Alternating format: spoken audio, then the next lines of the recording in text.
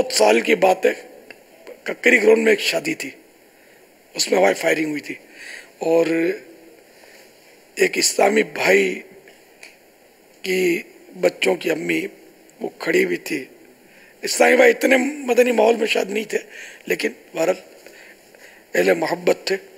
उनके बच्चों की अम्मी देख रही होगी या खुदा जाने गैलरी में होगी, तो वो हवाई फायर जो हुआ, काफ़ी शायद फायरिंग हुई थी, बेचारी को गोली लग गई, रोज इंतकाल कर गई। यह वाकया मुझे पता है, मैं जानता भी हूँ इस्लाम भाई को।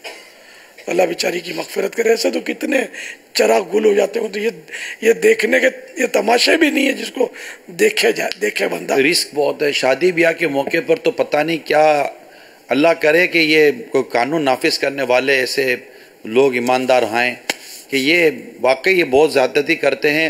ये खुद नादानी होती है कि ये कर रहे होते हैं। वो एक ही शादी की तकरीब में बैरून मुल्क से इस्लामी भाई आए थे अपने बेटे को लेकर, कोई होगा इनका कोई 10-11 साल का बेटा होगा, बैरून मुल्क से आए थे और अपने रिश्तेदार की शादी में आए थे और वहीं फायरिंग हुई और वो इनका सामने इनका बेटा गोली लगी और दम तोड़ गया। 10 साल का बेटा, बाप कैसा बेचारा कंफ्यूज था, उसको भी हम जानते हैं। जी हाँ, तो नहीं करें आपके किसी दूल्हे को लग जाए, बाराती किसी को लग जाए, आते जाते किसी फर्द को लग जाए, दूल्हे को लगती मरे दूल्हे। जी हाँ, जी हाँ बाबा। 2-2 ढाई बजे जो ना रात के, यानी अचानक सोता हुआ बंदा जाग जाए, इतनी तेज फायरिंग होती है बाज़ औक़ात। कोई रुखसती की तकरीब होगी रात को 2 बजे 3 बजे 4 बजे दाड़ शुरू हो जाता है। अब खुदा जाने फायरिंग हो रही है या आतिशबाजी, दोनों काम बाबा, ये असल में दोनों चीजें होती हैं, दोनों मिक्स होता है। ये आतिशबाजी भी करते हैं, कोई अनार नाम की चीज, पता नहीं क्या क्या नाम रखे हुए हैं, वो फाड़ते हैं और फिर इस तरह की फायरिंग भी, मतलब प्रॉपरली असले से फायरिंग हो रही होती है। अगर कानूनी पाबंदी है तो अमल मेरी मालूमात के मुताबिक तो है। अगर थाना जो है ना, ये ईमानदारों ना, किसी के बाप की ताकत नहीं है जो हवाई फायर कर दे। मैं तो ये समझता हूँ, क्योंकि ऐसे जो होता है ये अपने इलाके का एक तरह से मतलब बादशाह होता है। यहाँ तक कि अगर कोई बड़े से बड़ा कत्ल हो जाए इलाके में, प्राइम मिनिस्टर का या प्रेसिडेंट का, तो उसके इलाके में अगर होगा ना तो FIR वही फाड़ेगा। इससे जो उसका ये इतना पावरफुल होता ही है। तो अब खुदा बेहतर जाने मतलब ऐसा क्यों हो रहा है।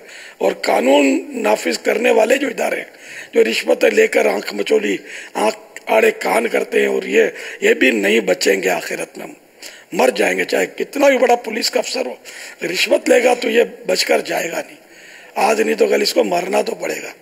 तो इसके हक में भी यही बेहतर है कि तौबा कर ले और जिससे लिया है ना काला पैसा, उसको दे दे और सच्ची तौबा कर ले, नहीं तो कहीं का नहीं रहेगा। तो जवानी में भी तो आखिर मतलब बंदा मरता है, बीमार होता है, वरना बूढ़ा होकर तो बचकर जाएगा कहाँ यार फिर।